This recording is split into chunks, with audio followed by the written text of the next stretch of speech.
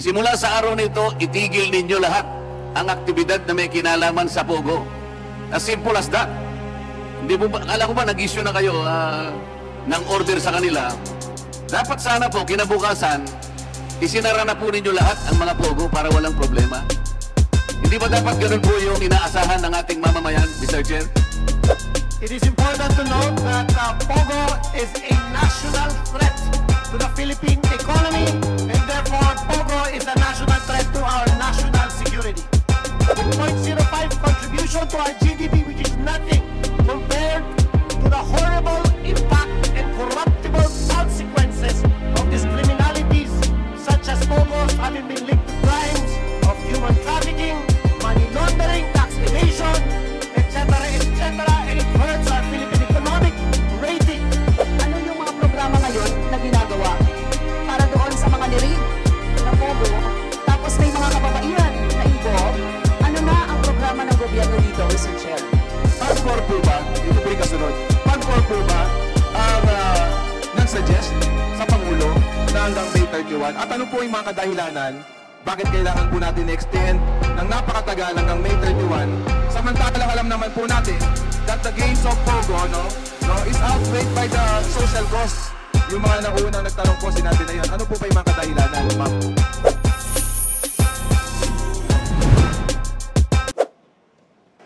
Maraming salamat po, Mr. Chairman. Maya Pabak po, karenggang Memalen na ning Bacolor, Pampanga. Mr. Chair, may I direct my questions to PAGCOR? PAGCOR, you are recognized. Please respond to the questions of Congressman Marcoleta. Yung PAGCOR po ay may jurisdiction sa lahat ng gambling activities sa ating bansa. Tama po? Yes, sir. As a general rule, the Philippine Amusement and Gaming Corporation has jurisdiction over all games of chance, except po dun sa covered ng jurisdiction ng other licensing authorities. Ayun pong covered ng local government units at iba pang sangay ng gobyerno po. Pursuant to your charter, based on Presidential Decree 1869, nag-issue po kayo noong 2016 ng Rules and Regulations for Philippine Offshore Gaming Operations. Tama po? Yes, sir. Kung ang inyo pong jurisdiction ay mga gambling activities lang sa Pilipinas at ang regulasyon po ninyo naman ay kinocover ang Philippine Offshore Gaming Operations, di po ba parang may konting problema ang legal basis ng inyong rules and regulations? Mr. Chair, ang naging basis po, tama po kayo, is PD 1869 at gayon din po yung RA 9487 kung saan sinasabi po na ang PAGCOR ay may kapangyarihang mag-issue ng lisensya para po sa lahat ng games of chance sa Pilipinas except high alay po at yung mga covered po ng ibang sangay ng gobyerno. Oo nga po, pero pinag-uusapan na po natin ito, offshore gaming corporations, wala na po yata ito doon sa inyong jurisdiction, tama po? Sa tingin po namin ay mayroon po kaming jurisdiction. However, gaya po ng nabanggit during sa last hearing po ng Public Order and Safety and ang Games and Amusement, kung mayroon pong magko-question ng jurisdiction ng PAGCOR, ay susundin po iyon kung mapapawalang bisa po yung mga batas na nagbibigay ng karapatan sa PAGCOR sa paglilisensya po ng offshore gaming. Saan po nakabasing legal yung tingin ninyo? Sorry, sir? Saan po nakabase? Kasi sabi po nyo sa tingin ninyo. Ano pong basihan nung pagtingin ninyo na meron kayong jurisdiction sa Pogo? The PD 1869 and RA 9487 po kung saan nakalagay po doon na ang PAGCOR ay may karapatang mag-operate at maglisensya ng lahat po ng all games of chance and all games of numbers except po yung mga nililisensyahan ng ibang sangay ng gobyerno except high alay po. Ano po yun? RA 9487? Yes po. Sinabi po roon na meron kayong jurisdiction sa Pogo? Wala pong explicitly po na nakalagay Yun nga po doon. wala ngang specific eh. Kasi sabi mo kanina, sa tingin po ninyo. Ibig sabihin, wala po. Tama? Yun nga pong RA 9487 po ang pinagbatayan po noon, Mr. Chair. Ano po yan? Nga pong 9487 po ang pinagbatayan po noon. Hindi po explicitly nakalagay, pero po ang exclusion po na nakalagay po lamang doon ay yung high alay po. Wala nga pong nakalagay doon eh. It is not explicitly written in the law, Madam. Ngayon po, ang susunod na tanong, ano na po yung ginawa ninyong step or steps in order to fulfill the wish of the President that effective his SONA on July 22, 2024, he said that effective today, the POGOs are banned. Ano na po ang ginawa ng PAGCOR para po ang instruction na ito ng ating Pangulo ay matupad? Okay po. Sa ngayon po, Mr. Congressman, nag-aaral pa po ang iba't ibang sangay ng gobyerno kung ano po ang mga holistic approach na gagawin po natin para sa pagpapatupad ng total ban. On the side of PAGCOR po, initially, lahat po ng applications, lahat po ng mga additional sites na ina-applyan po ng mga existing licensees po ay hindi na po prinoseso at tinigil na po lahat ng pagproseso ng mga applications at anuman pong makakadagdag pa sa operations ng POGOs, ng internet gaming licensees. Additionally, effective August 1, 2024, nagpatupad na po kami ng hiring ban para po hindi na po tumuloy yung dami po ng mga empleyado sa offshore gaming, sa internet gaming operations. So, tinitingnan po namin na mga sa susunod na buwan ay paunti na po ng paunti yung mga magiging empleyado ng operators po natin. And nakikita din po natin na marami po sa mga licensees ay nagbabawas na rin po ng kanilang mga operational sites. Nag-a-apply po sila voluntarily ng cancellation at unti-unti na po nilang pinapaliit. Ngayong buwan po, pagpapasahin po ng comprehensive plan of winding down the operations, lahat ng ating mga operators at susundan po iyon ng PAGCOR para po tuloy-tuloy po yung maayos na pagpapaliit ng kanilang operations hanggang December 31, 2024. Kami din po ay in constant coordination with the Bureau of Immigration and Department of Labor and Employment para naman po sa mga empleyado na maapektuhan ng ban. So, nagko-coordinate po kami kung paano po mabibigyan ng trabaho, yung mga mawawalan po ng trabaho, lalong-lalo ng mga Pilipino, at paano po sila matutulungan eventually pagka po na-displace po sila dahil sa ban. And yung mga foreign nationals din naman po, para po maayos po silang makalabas ng bansa at hindi po magkaroon ng kaguluhan. So ito po yung mga pinagpepreparahan po natin para po eventually sa wind down and close down of the operations by December 31, 2024, and nakalatag na po yung mga plano ng iba't ibang ahensya po ng government po. Hindi ko po kasi tinatanong kung ano po yung dapat gawin ng mga saklaw ng directive ng Presidente. Ang tinatanong ko lamang po, ano yung ginawa ninyo para matupad ang kanyang directive na effective today, sabi niya po yon, July 22, 2024, ay itigil na po lahat ang gawain ng POGO. Halimbawa po, kinansilan nyo ba, nirevoke nyo ba yung rules and regulations for Philippine Offshore Gaming Corporations? Operations. Kinansel nyo na po ba yung inyong rules and regulations? Sir, yung rules and regulations for Philippine offshore gaming operations ay matagal na pong na-repeal. Hindi na po pinapatupad or hindi na po yun ginagamit as a regulation.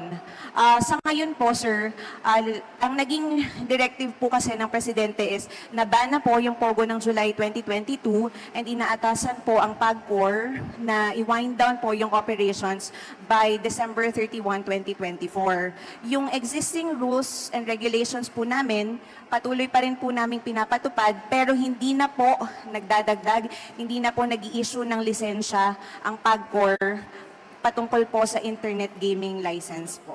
Nag-issue po ba kayo ng notice sa lahat ng PAGCOR firms na mula July 22, 2024 ay hindi na po pinapayagan ang inyong mga operations? Nag-issue po ba kayo ng notice sa lahat ng mga may kinalaman sa POGO? Nag-issue po kami ng memorandum sa aming mga licensees na ito na nga po yung naging desisyon ng Pangulo na iban na po yung POGOs. At habang pina-finalize po yung detalye at proseso ng winding down, pwede po muna silang mag-operate. Yun po ang inisyo po namin, sir.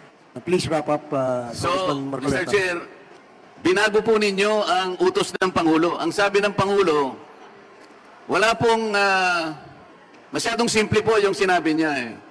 Magmula ngayon, sabi niya, effective today, we are banning all POGO activities. Wala po siyang sinabi na maaari nyo silang palawakin sa iba't ibang pamamaraan hanggang sila'y makapag-wind up. Bakit po binago nyo ang kautusan ng Pangulo? I think po na klaro naman Last question, po ito Congressman na binibigyan pa po sila ng hanggang December 31, 2024 po para po unti-unti pong paliitin yung operations po nila.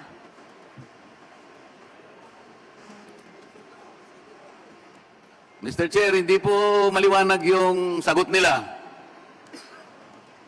Para sa akin, ay binabago po ninyo yung kautusan. Napakasimple po ng kautusan ng Pangulo. Simula sa araw na ito, itigil ninyo lahat ang aktibidad na may kinalaman sa POGO. As simple as that.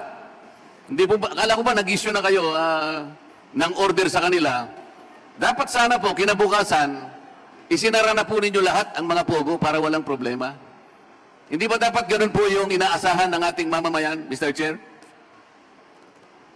I think, Mr. Congressman, bukod po sa naklaro naman po yun, magiging mahirap po na abrupt po yung maging hakbangin po na Hindi gano'n. po abrupt yun eh. Ang Pangulo na po ang nagsabi. Wala tayong magagawa doon. Ang sabi po ng Pangulo, simula sa araw na ito, itigil lahat ang POGO. Abrupt po ba yun? Pangulo po ang nagsabi. Kayo po ang mananagot dyan kapag sinabi nyo, Mr. President, masyado namang abrupt po ang order ninyo. Sasabihin nyo po ba sa Pangulo yun? Hindi po, sorry po, hindi po, sir. Kaya nga po, ang inaasahan po ng mamamayan, kapag sinabi ng Pangulo, simula sa araw na ito, itigil lahat, ang lahat ng gawain may kinalaman sa POGO. Ibig sabihin, tigil po lahat, di ba ganon? Your time is up, Congressman Marcoleta. Hindi, pasasagutin ko lang, Mr. Chair. Hindi ba ganon?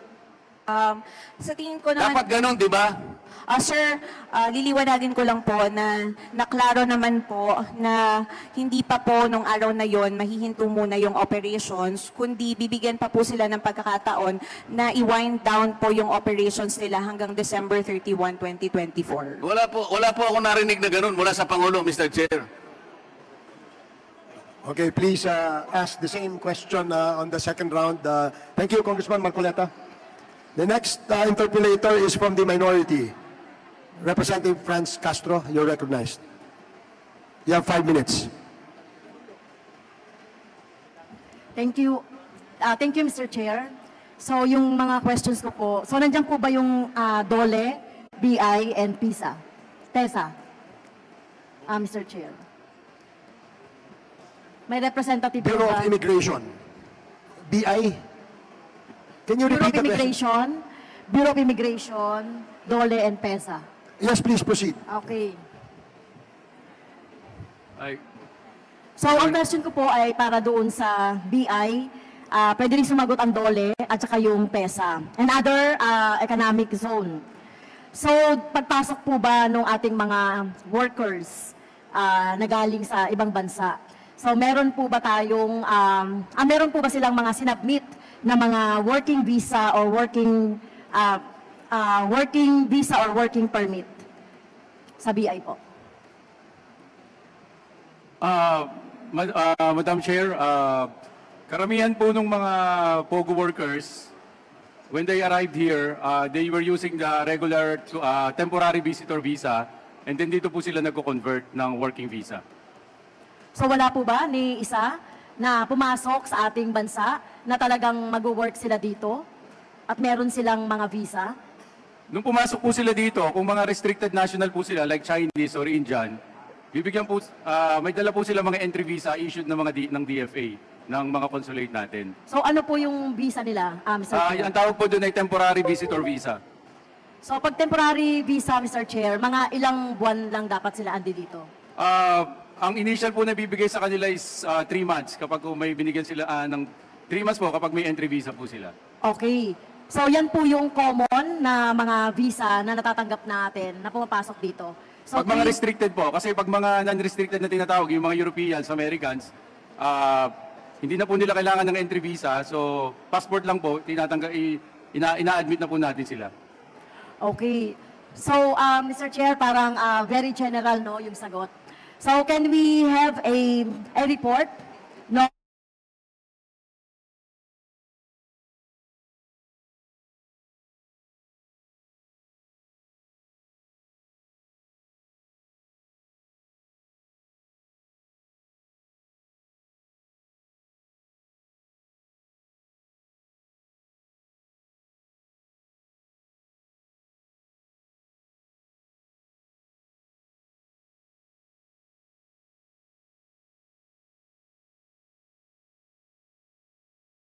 Chair, hanapin po namin yung data for that po. Okay. So, mahalaga ito, Mr. Chair, no, kasi para sa policy natin, no, doon sa pagpasok ng mga foreigner na pumapasok dito dahil gusto talaga natin na ma-define kung ano ba talaga yung gagawin nila dito sa ating bansa. If it is tourists, if they will work, if they will be students, etc. Kasi ang ginagamit kasi nila yung mga entry visa nila dito as for example, mga students sila or tourists and afterwards nagko-convert. So ito yung nakita nating pattern, no, doon sa mga workers, foreign workers na nagpupunta rito. Okay, next, Mr. Speaker, doon sa ating POGO, ay sa PAGCOR, Mr. Chair. So, ang tanong natin sa PAGCOR, Mr. Chair, saang city or province pinakamaraming mga illegal POGO at saan din ang pinakamaraming legal? Una po muna doon sa legal po, na pinakamarami po siguro is sa National Capital Region po, Makati and Pasay po. And then for the illegal po, siguro po within Metro Manila din po. Wala po bang mga nasa mga provinces and other LGU aside from the NCR? So, ang sinasabi natin, yung pinakamarami, can you specify? Kasi very general yung sinasabi mong mga illegal POGOs, ang pinakamarami ay dito rin sa NCR. Pero di ba sa mga pagdinig dito sa Kongreso, may mga nakita tayo, halimbawa dito sa Pampanga, sa Bamban, meron sa Cavite. So, ano po yung difference ng dami nung sinasabi nyo sa Metro Manila or NCR as regards dun sa mga probinsya, Mr. Chair? Ang pinagbasehan po nung naging statement na yon is kung babasihan po natin yung file po ng PAOK, so 400 plus po na nasa listahan po natin, karamihan po sa nakansela at sa na-issue before and nakansela na po ay nasa National Capital Region. However, meron din po tayong mga mangilan-ngilan na licensees na nagtigil na po or nag-cancel na po ng kanilang mga lisensya, pero nasa ibang lugar po or nasa ibang probinsya po ng Pilipinas. Pero po karamihan pa din po sa mga nakansela na wala na pong lisensya ay nasa National Capital Region po. Mr. Chair, can we have a list of those POGOs na sinasabi nila na pinakamarami sa NCR na legal at saka yung mga nakansela na? We will provide po, Congressman. Yes, during our last meeting, meron kayong sinubmit na more than 42 na mga legal POGOs, tama ba yon? At merong isa na nakansela rin? Apo. Okay, so etong mga legal POGOs na to, nabigyan nyo na po ng order? Yes po. Na hanggang December 31 lang? Tama po. So ilan po yung mga involved na mga Filipino workers? Ayon po sa huling data po namin is nasa 33,100 Filipino workers po yung kasalukuyan po na ini-empleyo ng mga licensed po natin. Please wrap up, Congressman Castro. Thank you, Mr. Chair. Kasi dito sa mga workers natin sa Pilipinas na mawawala ng trabaho by December 31, meron na pong mga sumusulat sa atin. Ngayon, dapat meron na kayong contingency plan kung paano po mabibigyan halimbawa ng trabaho itong 33,000 in coordination with other government agencies. Sorry sir, meron na pong Okay, can you submit those plan? Kasi may mga kababayan tayo talaga na sumusulat na paano na daw sila by December 31. Okay. Congresswoman, with regard po dun sa mga trabaho na ito, para po sa mga madi-displace, meron po tayo mga kasalukuyang plano and sa ngayon po ay patuloy po yung profiling nung mga 33,000 na yon para po ma-match po natin sila sa mga open jobs and opportunities po na pwede po nilang pasukan after po nitong effectivity po ng ban. Thank you, Mr. Chair. Yun lang po. Thank you, Congresswoman Castro. Next interpellator is Congressman Mr. Chair. Jordan Suwan. Mr. Chair. Before that, yes, Chair Bante. In relation lang doon sa question ni Congressman Marcoleta sa PAGCOR, I just would like to ask, yung PAGCOR, yung NBI, yung PIDEA, yung Philippine National Police, kung sila nagkaroon ng command conference, pagkatapos sabihin ng Pangulo na ihinto na ang PAGCOR, ihinto na ang POGO. Yun ang gusto mong itanong. We will just ask the agencies concerned Yes, for the yes. reply later, Congressman Abante, after we finish all the listed Okay. in the sheet. If that would be all right with you, Chair Abante. Yes, Now yes. we proceed with Congressman Jordan Suwan. You are recognized. Thank you, Mr. Chair. May I direct my questions to PAGCOR? Ma'am, Republic Act 9160 or the Anti-Money Laundering Act of 2001, as amended, has added casinos, including internet and ship-based casinos, to the coverage of the Act. In line with this, the PAGCOR Anti-Money Laundering Supervision and Enforcement Division was created, or the PASED, to set out and enforce effective anti-money laundering and countering of the financing of terrorism. Now, one of the things that PASED does is to conduct on-site inspections and off-site examinations. May I ask if these inspections or examinations are still being conducted or were ever conducted as regards POGOs? Mr.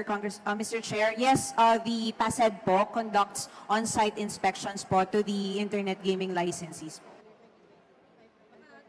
So if they conducted examinations or inspections on POGO operations, how frequently were they conducted?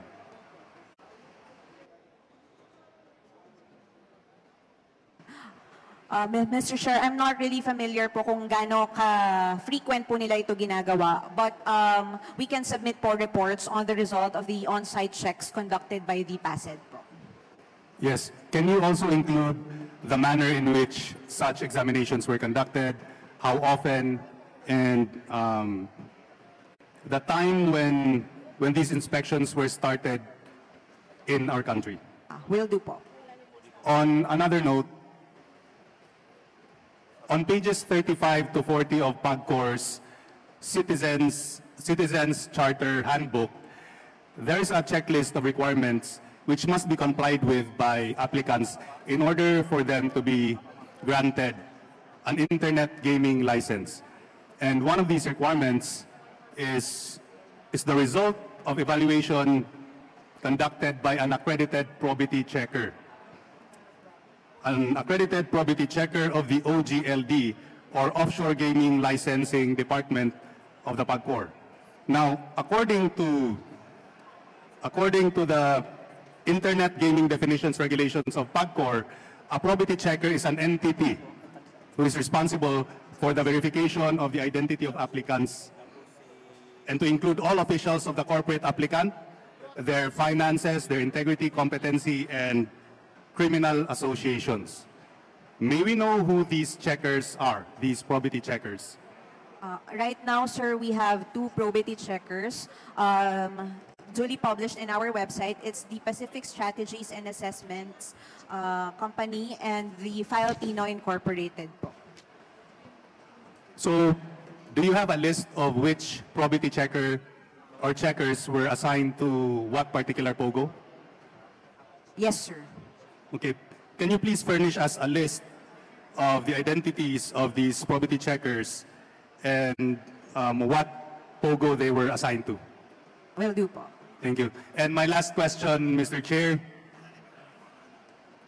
So one of the requirements for foreign nationals to be granted an offshore gaming employment license is a clearance from the National Police. So what steps or mechanisms were being used by the Philippine National Police to ensure that the applicant has no criminal record in their country of origin? May I actually address this to the PNP? So my question was, one of the requirements of foreign nationals to be granted an offshore gaming employment license is a clearance from the National Police. So what steps were taken in order to make sure that these people were not criminals in their country of origin?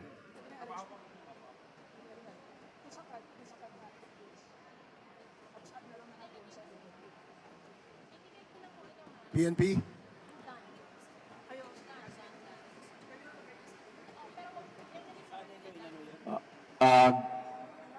Good morning, Mr. Chair, Your Honors. I'm Police Brigadier General Nicolas Salvador, the Acting Director for Operations.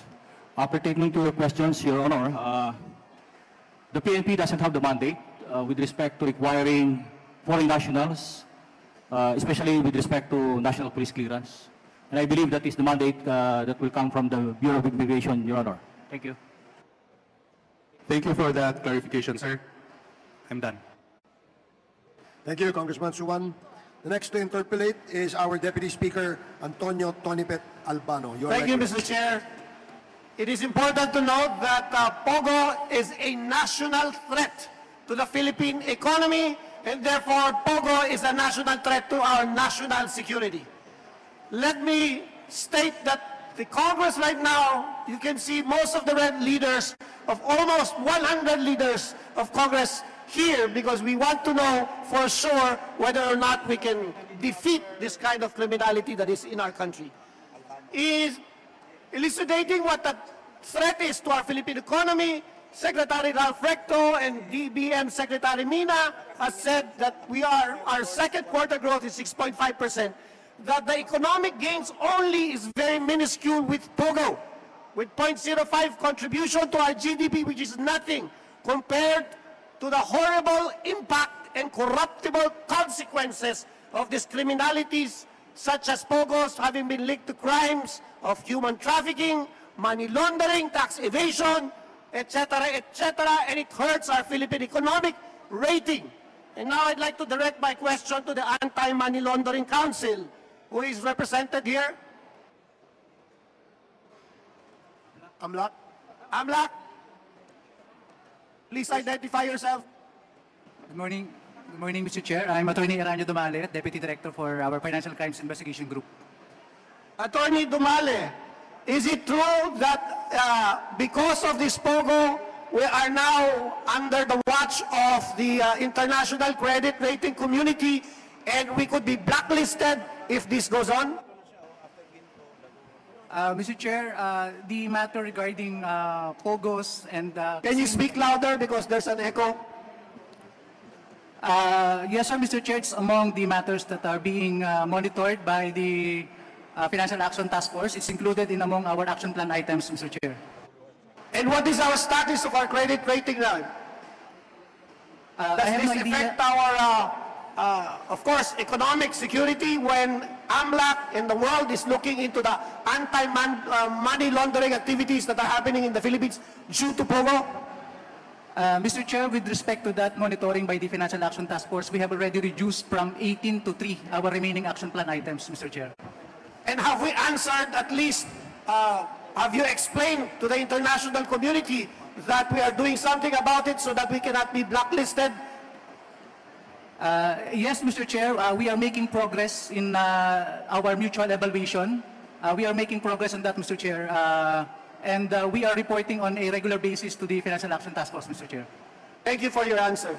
Again, Philippine economy is threatened because illicit money funds lead to asset bubbles. And this results to market distortions. Example, yung real estate po natin sa Pilipinas ay tumataas at yung mga legitimate business cannot compete with the higher cost ng availability of offices and space rentals and the likes. Now let me go to the Philippine Gaming Corporation, Atty. Fernandez. Yes, sir. Isn't it true that what Congressman Dante Marcoleta has been saying, that it is legal for you to have the numbers game? And that is the reason for President Duterte issuing Executive Order number 13 that allowed you to create POGO? Sir, the Executive Order number 13 is a clarification of the jurisdiction of the gaming authorities that are allowed to issue licenses for offshore gaming. If your statement a while ago says that you are already allowed, why do you need this Executive Order number 13? Mr. Chair, the EO is a clarification of the jurisdiction. It states there, sinasabi po dito, na kapag hindi po malinaw yung jurisdiction ng mga licensing authorities, nakakaapekto po ito sa proper regulation ng gambling sa Pilipinas po.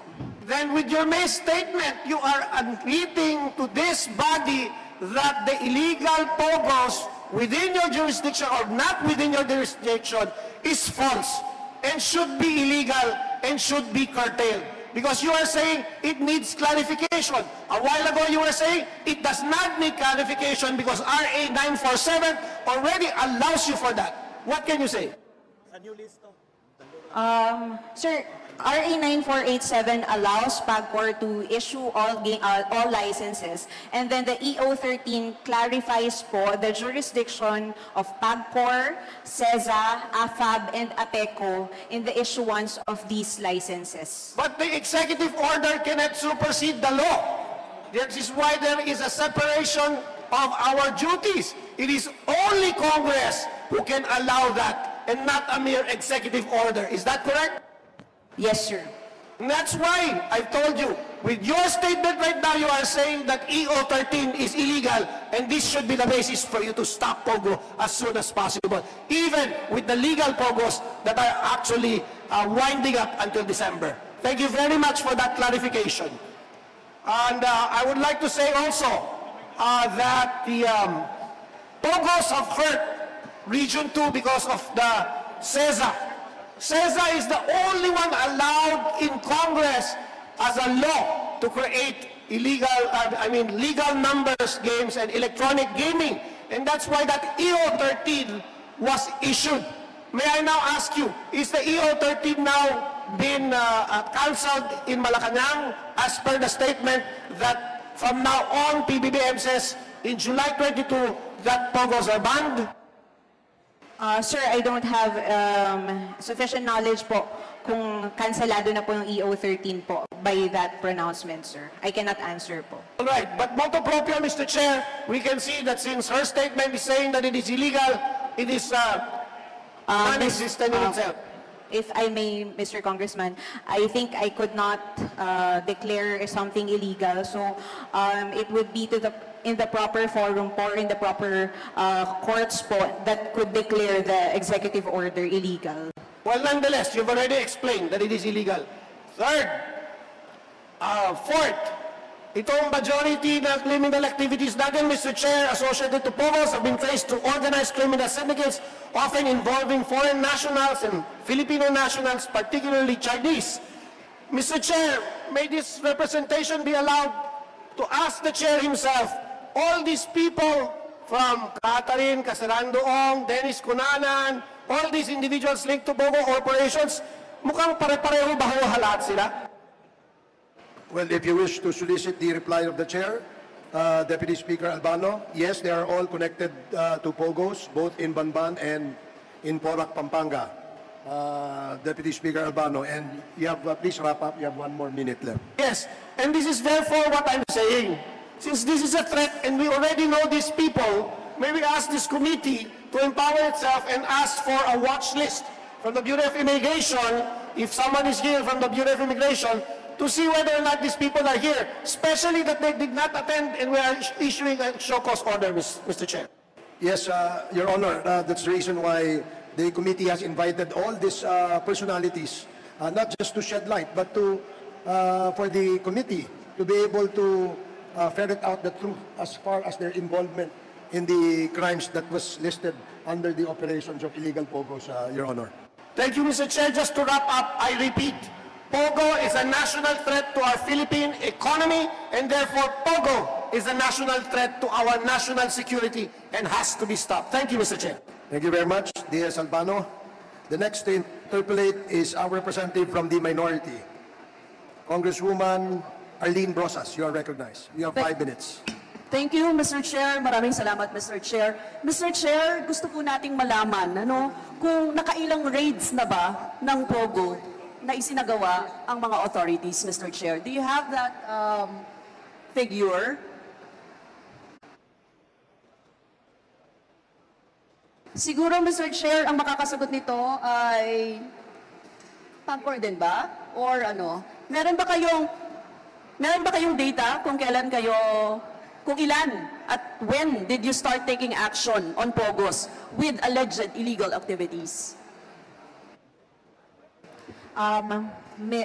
Madam Senator, nagsimula po kami, Madam Congressman, nagsimula po kaming makipag-ugnayan po sa mga authorities po natin ng pagdating po ng bagong administration natin ng September 2022, kung saan una po doon is nung nagkakaroon na po ng mga reports ng kidnapping, illegal detention sa iba't ibang lugar po.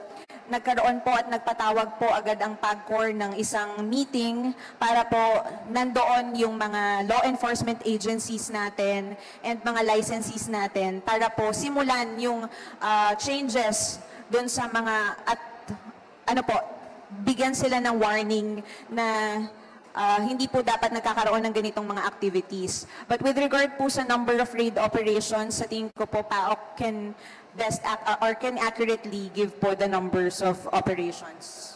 Yes, Mr. Chair, we would like to know from the PNP siguro kasi sila naman yung nagkaroon ng mga actions nung nakaraan. Nakailan na po ba na Pogo, mga raids, in different parts of the country kung meron na?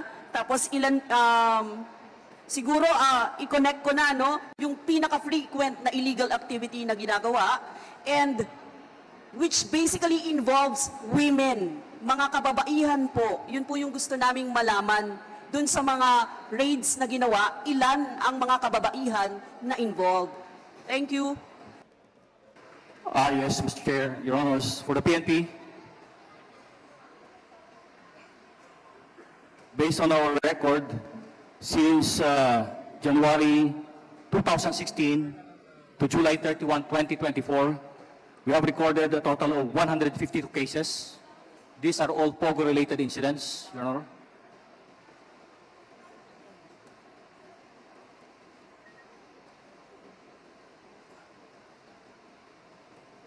Now, Mr. Chair, these 150 cases? 152 cases, Your Honor. 152 cases, Mr. Chair. Ito ba ay raids lahat or different different cases? Raids, Your Honor. Yes, Your Honor. So, Mr. Now Chair, to the offenses, Your Honor.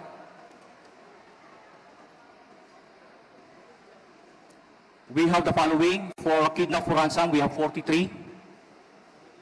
Kidnapping and serious illegal anti-trafficking in persons, we have 18.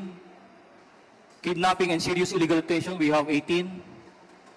The Access Devices Regulation Act of 1998, we have 14. Robbery cases, we have 6. Illegal detention, 5. Slight illegal detention, we have 5. Violation of our Republic Act 9165, we have 3. Violation on investment scam, we have 3. Qualified theft, we have 3. Swindling, estafa, and theft cases. We have consummated slight physical injuries and maltreatment. We have grave coercions. Now these are incidental cases, Your Honor. frustrated homicide, frustrated life coercions. We have consummated unjust fixations, grave coercions, Your Honor.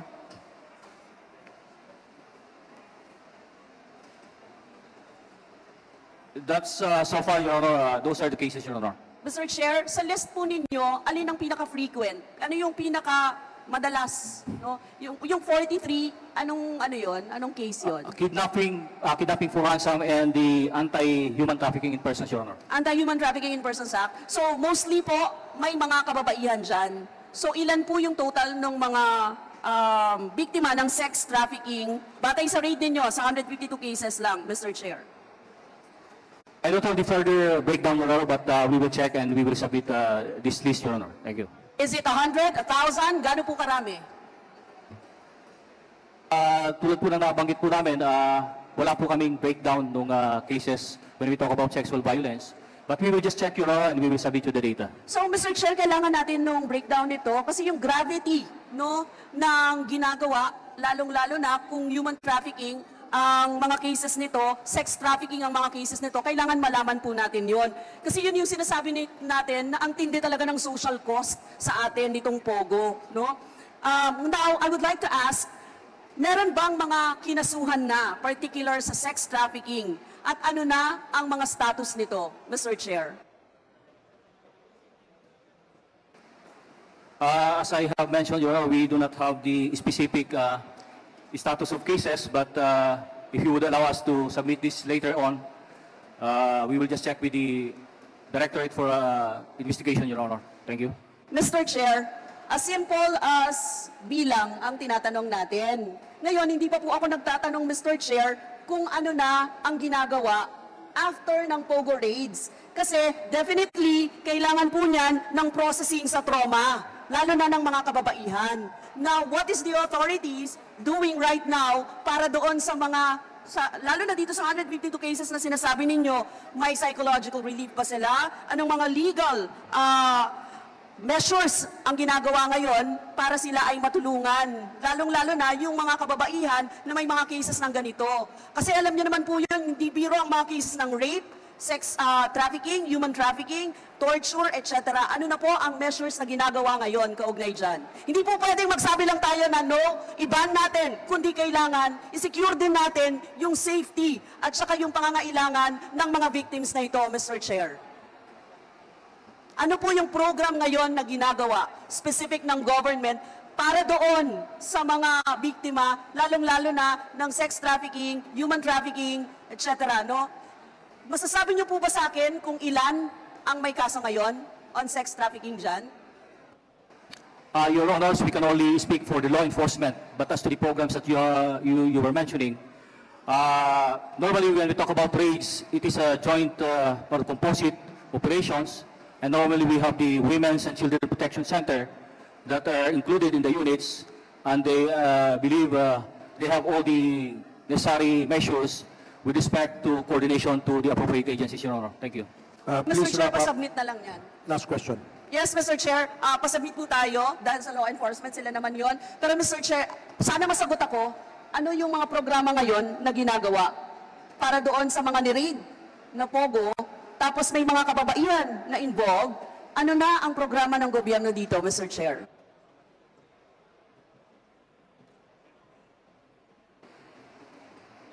That's the last of my question, Mr. Chair. Okay. Ano na ang programs na ginagawa para dito? Well, to whom the question was addressed, Congresswoman Process? Mr. Chair, nandito naman ang NBI, PNP, PAGCOR. Siguro, masasagot nila tayo. Sino pa ba ang involved dito? Well, I believe that there was a task force created for this purpose to address the concerns related to the criminalities inside a POGO hub. And I believe the Philippine National Police and the members of the task force will be asked by the committee later on to submit their plans of action with respect to addressing the criminalities related to POGO, Your Honor. Thank you, Mr. Chair. Kasi yung post-trauma, importante natin na-address yan eh. At the same time, nagkakaroon ng tuloy-tuloy or continuing yung mga POGO raids, di dumadami yung mga victims mo. Kailangan meron ka talagang program para doon. At kung law enforcement lang ang gagawin, it will not be enough, Mr. Chair. Thank you, Mr. Chair. Thank you very much, Congresswoman Brosas. Before we proceed, let me acknowledge members who have attended this committee hearing. Honorable Dean Asistio, Honorable Howard Ginto, Honorable Janet Garin, Honorable Ernesto Junicio, Honorable Jude Asidre. Welcome to the committee. And Honorable Joboy Aquino. The next to interpolate is Congressman George Patron Bustos. You are recognized. You have 5 minutes. Thank you, Mr. Chair. Maya Babak po. Mr. Chair, allow me first to commend our law enforcers, particularly the PNP, NBI, PIDEA, and most especially PAOK. Before I go further, I would like also to commend our chairpersons for their dedication and leading the 4 committees that led to the creation of the Quad Committee. Of course, we know that they are all seasoned legislators, all under the leadership of the Speaker of the People, Speaker Martin Romualdez, and ably assisted by our Senior Deputy Speaker, Congressman Don Gonzales, the pride of Pampanga. Mr. Speaker, since we are having this public hearing, the advantage of this is to fully involve the people. As what the father of modern British policing, when he said that the police are the public and the public are the police. Of course, in a public hearing, we are also expecting that a possible walk-in witness, we can have a possible walk-in witness. So, Mr. Chair, kung walang ganon, I suggest probably the committee, Quad Committee could set up a dedicated phone number para pwedeng tumawag yung posible mga witnesses dito sa mga kinoconsider natin, dito sa Quadcom. Sa POGO man yan, sa extrajudicial killing, and sa illegal drug trade and corruption. Kasi baka mamaya, mga ibang kababayan natin takot dumiretso sa PNP. Kung kaya pa natin yon. Mr. Chair, I would like also to suggest that we request, since this is the first meeting for the Quadcom, that we request the recent and updated crime statistics related dito sa mga dinidinig natin ngayon. And if I may suggest for the PNP, before I go to my questions, baka po pwede tayong maglagay ng mga monitoring team sa mga scam hubs and POGO hubs, no? Kasi ang akala ko po, doon sa zona ng presidente, susundan ko itong sinasabi ni Congressman Marcoleta, sabi niya po, effective immediately. Kaya papunta po ako sa mga tanong ko sa PAGCOR. Ma'am, papunta po ako sa iyo. So, sa PNP po, I'm suggesting na to seriously consider magkaroon tayo ng tracker and monitoring team na magmamonitor po dito sa mga scam hubs and POGO hubs. At sa intelligence community, para sa counterintelligence, dahil po doon sa mga pag-secure ng mga sa ballot registration, no, PSA, para makita natin kung sino yung mga gumagawa ng kalokohan dyan. Mr. Chair, I now have a few questions for PAGCOR. Ma'am, what did PAGCOR do? No? Anong ginawa niya as soon as you heard the pronouncement of President about banning of POGO? Gusto ko lang po maging klaro eh. Kinabukasan, ano po bang ginawa niyo? Ano pong ginawa ng PAGCOR?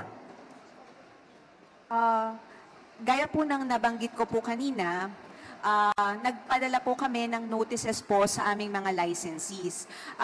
Ililiwanagin ko lang po, no? Gaya po ng nasabi ni Congressman Marcoleta kanina, ang sinabi po ng Pangulo ay effective immediately, all POGOs are banned. However po, kasunod po ng statement na ito, sinabi po ng Pangulo na I hereby instruct PAGCOR, Philippine Amusement and Gaming Corporations, to wind down and cease the operation of POGOs by the end of the year. So yun po yung sinusunod namin po ngayon na panuntunan. So nag-issue po kami ng notice sa aming mga licensees na hindi na po effective immediately ban na po ang POGOs at binibigyan na lamang po sila hanggang end of December 31, 2024 para unti-unti na pong palitin yung kanilang mga operations at by December 31, 2024, huling araw na po ito na pwede sila makapag-operate. Narinig ko po yun. PAGCOR po ba, ito po yung kasunod, PAGCOR po ba ang nag-suggest sa Pangulo na hanggang May 31? At ano po yung mga kadahilanan, bakit kailangan po natin extend ng napakatagal hanggang May 31, samantalang alam naman po natin that the gains of POGO is outweighed by the social cost. Yung mga naunang nagtanong po, sinabi na yun. Ano po ba yung mga kadahilanan, ma'am? Sa first question niyo po, sir, hindi ko po sure. Ang Pangulo po ang nag-utos po mismo. Ito po yung sinabi niya po mismo sa kanyang SONA na nagbibigay po siya ng hanggang December 31 sa PAGCOR para i-wind down yung operations. And I think po, dapat din po nating i-distinguish yung mga illegal POGOs dun po sa mga internet gaming licensees po na currently licensed by PAGCOR. So, yung mga illegal po, yun po talaga, wala na po silang lisensya sa PAGCOR at yun po yung binabantayan din ng ating mga law enforcement agencies. At yung mga tinatawag po nating internet gaming licensees, yun naman po yung nasa jurisdiction po ng PAGCOR sa kasalukuyan. Ma'am, kailangan po ba talaga natin i-distinguish?